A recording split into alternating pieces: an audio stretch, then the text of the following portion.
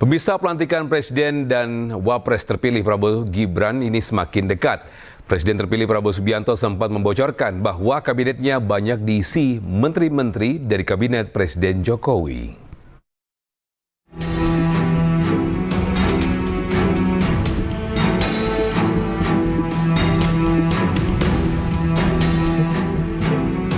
Sepuluh hari jelang pelantikan Prabowo Gibran sebagai Presiden dan Wapres RI, susunan kabinet pemerintahan baru menarik untuk disimak. Baru-baru ini, Presiden terpilih Prabowo Subianto membocorkan mengenai susunan kabinet di pemerintahan dirinya bersama Gibran Rakabuming Raka. Prabowo mengatakan di pemerintahannya nanti akan ada banyak menteri dari kabinet Jokowi. Dalam transisi ini merasa sangat dibantu, sangat didukung oleh Pak Jokowi dan timnya. Bahkan dalam saya menyusun kabinet, kok saya melihat banyak juga ya menteri-menteri yang akan datang, ya banyak juga yang berada di kabinet yang sekarang begitu. Bukan apa-apa, tetapi saya lihat adalah begini, pada ujungnya setiap penerima mandat dari rakyat memikul tugas dan tanggung jawab yang tidak ringan. Dan karena itu sama, kalau kita mau menyusun dan memilih tim sepak bola, tim nasional sepak bola, yang dicari adalah pemain-pemain yang terbaik.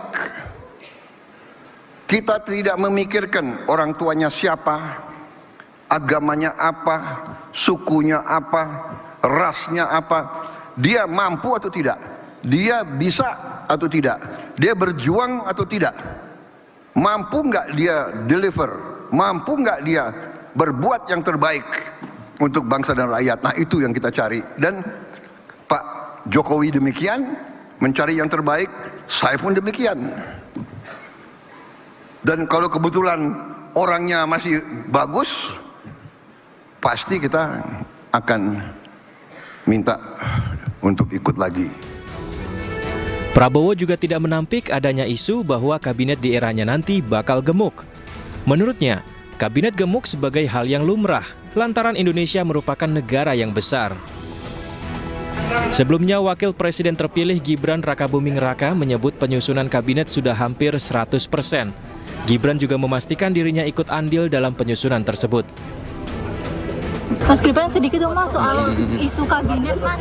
Ini penggodokannya udah bagaimana ya Mas? Kan akan diumumkan 100% nanti ya. Tapi biar diumumkan Pak Presiden terpilih ya. Tapi Mas Gibran ikut terlibat dalam penyusunan itu? Mas? Oh ya pasti. Rencananya susunan kabinet Prabowo Gibran akan diumumkan pada 21 Oktober mendatang atau sehari setelah pelantikan Presiden dan Wakil Presiden terpilih. Dari Jakarta, tim liputan iNews melaporkan. Pemirsa, Imam Besar Masjid Nabawi Sheikh Ahmad bin Ali Al-Hudzaifi ini mengunjungi Indonesia. Kunjungan ini memperkuat kerjasama di bidang dakwah antara pemerintah Indonesia dan Arab Saudi.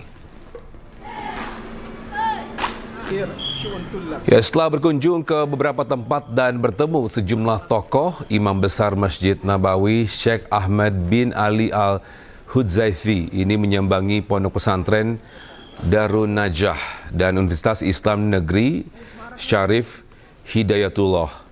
Pihak pondok pesantren Darun Najah ini berharap kunjungan Imam Besar Masjid Nabawi kali ini dapat menginspirasi dan memotivasi santri dan pengurus sekaligus bermanfaat dalam berbagai bidang pengetahuan. Setelahnya, Sheikh Ahmad ini memberikan kuliah umum di Universitas Islam Negeri Syarif Hidayatullah dan berbicara mengenai syiar Islam.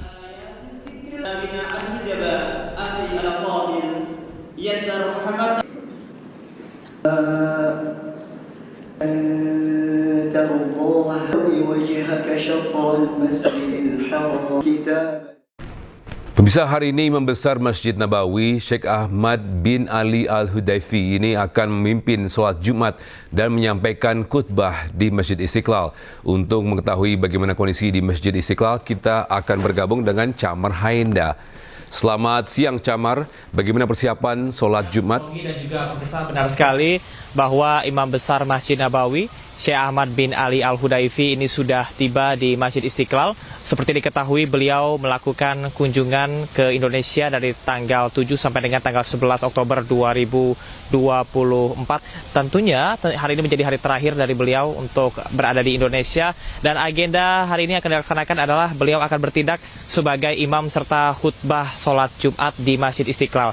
Tadi pemantauan kami bahwa Syekh Ali bin Ahmad Al-Hudaifi ini juga sudah langsung disambut oleh Imam Besar Masjid Istiqlal Nasruddin Umar dan juga Atase Agama Arab Saudi beserta dengan sejumlah perwakilan dari negara sahabat seperti Tunisia, kemudian juga ada Palestina dan lain sebagainya. Dan beberapa hal yang tentunya sudah dilaksanakan oleh Imam Besar Nabawi ini diantaranya adalah kunjungan beserta dengan organisasi-organisasi Islam seperti PBNU, kemudian juga Majelis Ulama Indonesia, kemudian juga beliau ini mengunjungi UIN Syarif Hidayatullah di Pondok Pesantren Darul Jannah, beserta dengan hari ini adalah hari terakhir beliau ada di Indonesia apabila tidak ada perubahan sebagai khotib dan juga imam di hari Jumat untuk sholat Jumat kali ini. Sejumlah pesan disampaikan, diantaranya bahwasanya ajaran Islam yang dibawa oleh Rasulullah adalah Islam pertengahan, artinya bukan Islam ekstremisme. Perlu adanya kesadaran untuk melaksanakan ajaran agama secara tidak berlebihan, namun juga tidak kekurangan. Artinya dalam porsi yang pas. Kemudian juga beliau menyampaikan pentingnya sebagai seorang manusia untuk kita memiliki kesucian jiwa dan juga menghindari penyakit hati. Beliau juga menyampaikan bahwasanya penting sekali untuk memiliki akhlak yang baik. Justru akhlak adalah lebih depan daripada ilmu. Akhlak tanpa ilmu akan sesat dan ilmu tanpa akhlak akan sia-sia. Kesatuan inilah yang tentunya penting untuk kita teliti bersama, dan beliau juga menyampaikan sangat kagum terhadap keramah tamahan Indonesia di era modernisasi saat ini. Sementara demikian, Togi kembali ke Anda. Baik, terima kasih Camar atas informasinya, melaporkan langsung dari Masjid Istiqlal Jakarta. Selamat bertugas kembali. Baik, kita ke informasi selanjutnya. Bisa Ketua Satgas Perumahan Hashim Joyo Hadikusumo ini memberikan sinyal bahwa Fahri Hamzah akan menjadi Menteri Perumahan di Kabinet Presiden terpilih 2024-2029 Prabowo Subianto. Hal tersebut ini Hashim sampaikan pada suatu acara di Hotel Kawasan Jakarta Pusat pada Rabu lalu. Mulanya Ade Prabowo itu mengklarifikasi soal program 3 juta rumah yang menjadi salah satu prioritas ke depan. Hashim menegaskan Prabowo akan membangun 3 juta rumah per tahun hingga nantinya akan ada 15 juta rumah selama satu periode. Kemudian Hashim tiba-tiba menyebut nama Fahri Hamzah yang nantinya akan memiliki tugas berat untuk mengerjakan program tersebut. Dari segi kelembagaan, melalui paradigma Bukan 3 juta. Kita mau bikin 3 juta setiap tahun, 15 juta. Tugasnya Pak Fahri dan rekannya nanti berat. Tapi kita di sini untuk menunjang dan membantu mereka untuk sukseskan program satu periode 5 juta, insya Allah, insya Yesus, Prabowo 2 kali, bisa 10 tahun, 30. Pemirsa, calon wakil gubernur Jakarta nomor urut 3 Rano Karno berjanji akan meringankan pajak jika terpilih saat berkampanye di Bidara, Cina, Jakarta Timur. Sementara calon gubernur Jakarta nomor urut 1 Ridwan Kamil menjanjikan perbaikan di sektor kesehatan bagi anak hingga lansia dan juga tenaga posyandu ketika mendatangi gelaran pengobatan gratis di Kebun Jeruk, Jakarta Barat.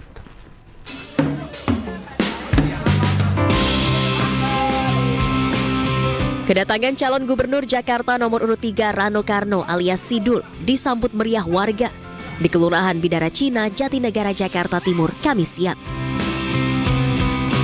Tarian Cakalele dari Maluku dipersembahkan untuk menambah kemeriahan kampanye Cawagup nomor urut 3 di lokasi ini. Sepanjang jalan, warga tumpah ruah menyambut Sidul. Sidul pun menyampaikan sejumlah visi misinya jika ia dan Pramono Anung terpilih untuk memimpin Jakarta periode 5 tahun ke depan. Sidul pun berjanji akan bersama-sama dengan warga membangun Jakarta dan memberi keringanan biaya pajak. Kalau menghapus mungkin tidak, ya karena komponen pajak itu negara, bukan hanya Pemda. Tapi Pemda bisa memberikan keringanan. Misalnya kalau Anda tanya, JIS gratis nggak mungkin. Tapi JIS bisa diberikan pajak yang kecil. Kemudian PBB, Bang Anies juga memberikan kebijakan, rumah 2 miliar tidak bayar pajak. Artinya banyak komponen yang bisa kita ringankan. Tapi kalau namanya pajak, negara ini hidup dengan pajaknya. Dalam kampanye kali ini, Sidul juga kembali menyampaikan program-program unggulannya, seperti meningkatkan insentif untuk RT RW dan padat karya tunai. Dari Jakarta, Endang Priyono, iNews melaporkan.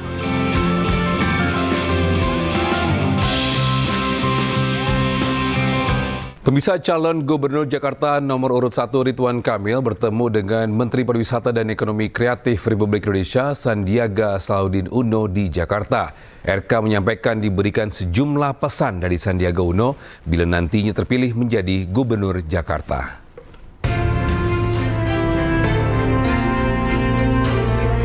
Pertemuan antara calon gubernur Jakarta Ridwan Kamil dan Menparekraf Sandiaga Uno dalam rangka menghadiri dan menyaksikan pameran Indonesia Contemporary Art and Design atau ICAD ke-14 yang digelar di Hotel Grand Kemang, Jakarta Selatan. Mantan Gubernur Jawa Barat ini dititipi sejumlah pesan dari Menparekraf untuk dapat mengembangkan pariwisata di kota metropolitan ini naik kelas dan bisa melompat ke skala global. Sandiaga Uno pun mendukung langkah-langkah yang akan dicanangkan paslon nomor urut 1 ini, seperti melakukan konservasi beberapa situs di Jakarta, serta menata pariwisata di Kepulauan Seribu dan juga kawasan Kota Tua.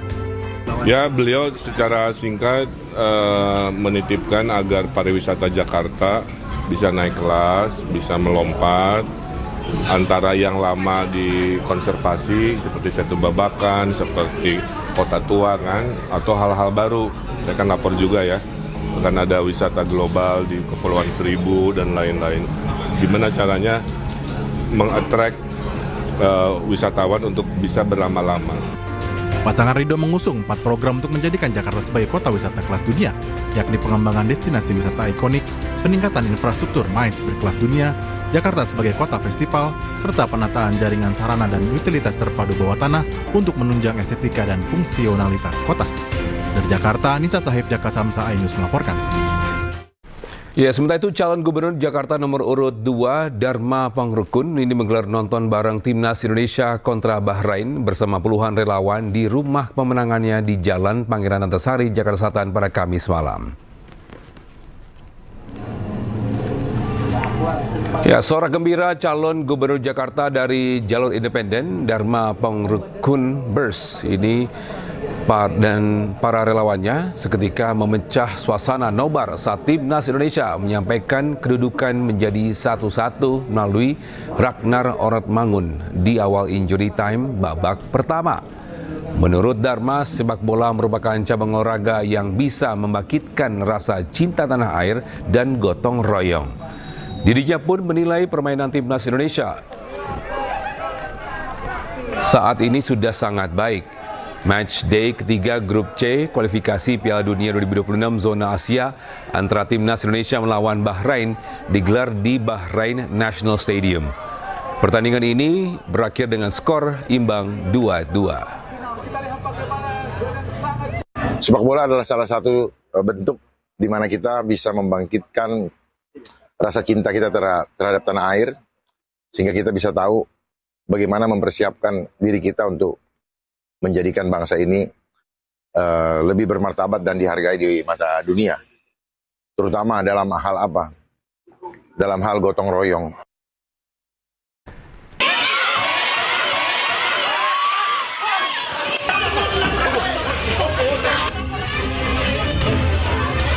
Aksi demo mahasiswa di Universitas Muhammadiyah Maumere, Kabupaten Sika, Nusa Tenggara Timur sontak diwarnai aksi adu jotos.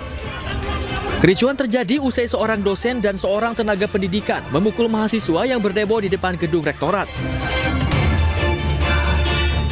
Aksi yang sebelumnya berlangsung damai ini dilakukan untuk mempertanyakan keputusan pihak universitas yang melarang sejumlah mahasiswa untuk mengikuti kuliah hanya karena alasan mengikuti kegiatan pengkaderan organisasi selama 3 hari.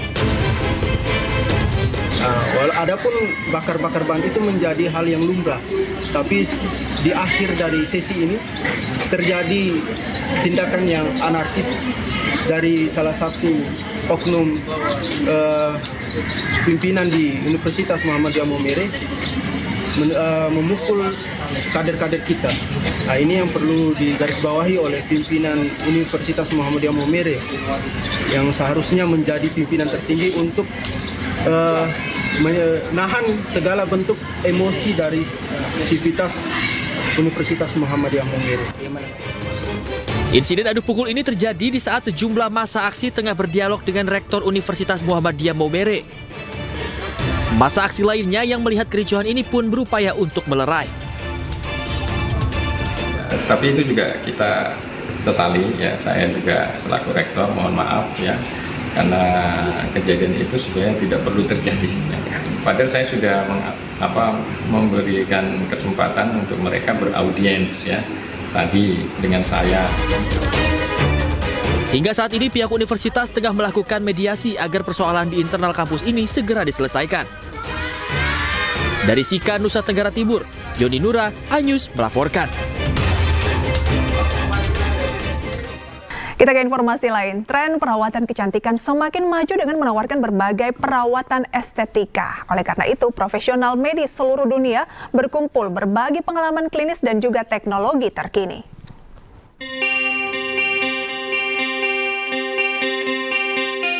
Perusahaan medis bioregeneratif terkemuka sukses menggelar seminar Meet the Master in Bali 2024. Seminar akademis global ini dirancang untuk berbagi teknik dan pengalaman klinis terkait produk perusahaan. Lebih dari 100 profesional medis dari seluruh dunia, termasuk Amerika Selatan dan Eropa, menghadiri Meet the Master. Selain pembicara dari Korea Selatan, seminar ini turut mengundang profesional medis dari Portugal, Latvia, dan negara lain.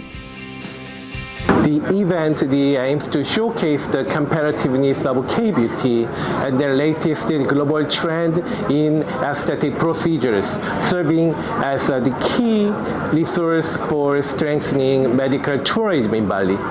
Through CG Bio's Neuroclinic Academy, medical professionals from across the globe will participate to learn advanced aesthetic techniques from both Korean and international experts.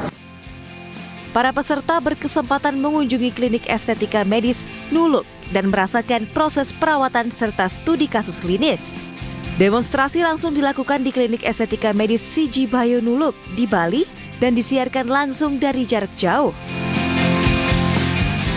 Kita berkolaborasi dengan ratusan dokter dari 10 negara untuk mempelajari teknik-teknik terbaru tentang anti-aging, utamanya di bidang SPF ataupun stem cell dan fat filler, dan juga tindakan estetik seperti filler, botox, dan thread lift.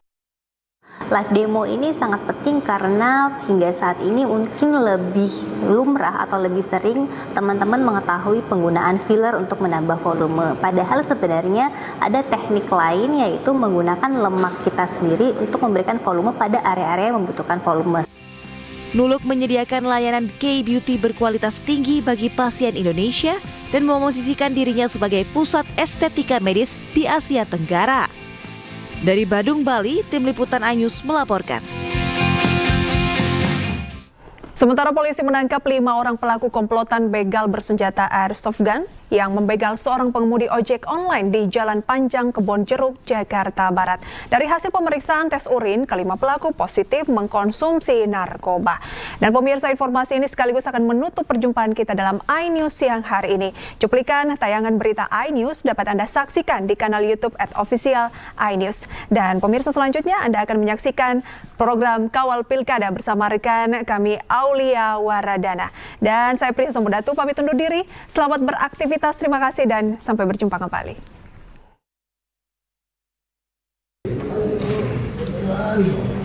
Jalannya santai aja. Jadi pincang-pincangin bro. 5 pelaku komplotan begal ini tak berkutik.